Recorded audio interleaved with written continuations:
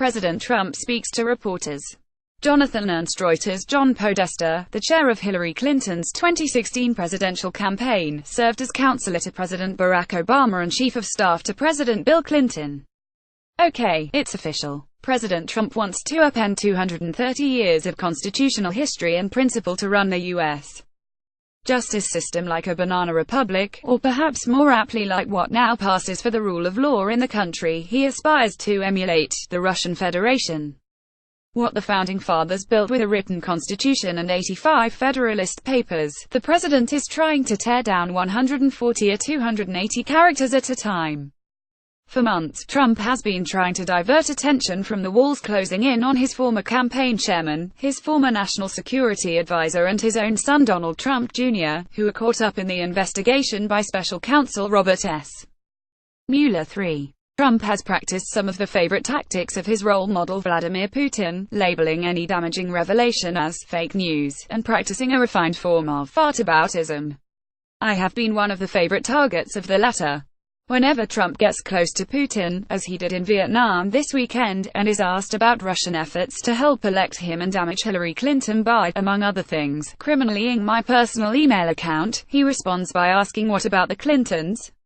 What about John Podesta? The Justice Department should look into them. Whataboutism is reliably useful for triggering breathless speculation by the president's allies on Fox News, in the alt-right media and among Russian trolls. But what appeared to be a typically Trumpian media damage control strategy has taken a more lawless and sinister turn.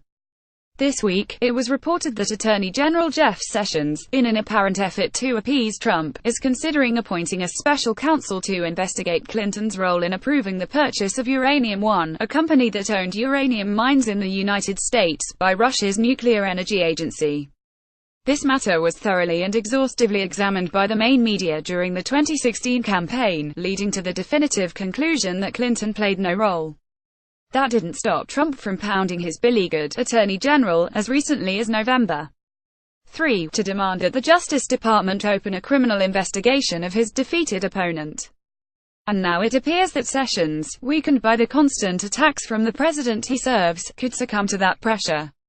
In an almost tragicomic echo of Richard Nixon's statement to John Dean, "It's wrong, that's for sure," Sessions in testimony to the House Judiciary Committee on Tuesday said, "The Department of Justice can never be used to retaliate politically against opponents, and that would be wrong, except that seems to be precisely what is going on.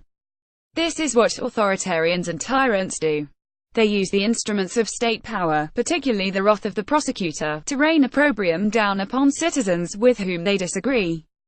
It is what Putin did by using the Russian penal system to break the back of Sergei Magnitsky's anti-corruption campaign and end his life.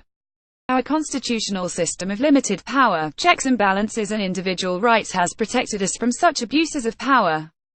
Trump is putting that system to the test. The first line of defense against authoritarianism is an independent Justice Department committed to the rule of law." In 1940, Attorney General and future Supreme Court Justice Robert Jackson, in a famous speech to U.S. attorneys in the Great Hall of the Department of Justice, warned that when the prosecutor picks some person whom he dislikes or desires to embarrass, or selects some group of unpopular persons and then looks for an offense, that is where the greatest danger of abuse of prosecuting power lies. It is here that law enforcement becomes personal, and the real crime becomes that of being unpopular with a predominant or governing group. Sessions would do well to read the Jackson speech, and I would hope that he has the mettle to stand up to our imperious president. But his conduct in office does not give me much reason for hope. As a younger man, when I came to work as a trial attorney at the Justice Department, it was impossible to enter the building without seeing the murals that majestically but plainly reminded us of our traditions and our duty.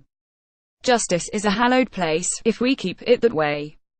But if Sessions yields to pressure from the president and the president's House Republican allies, it will be a dark day at the department I once proudly served.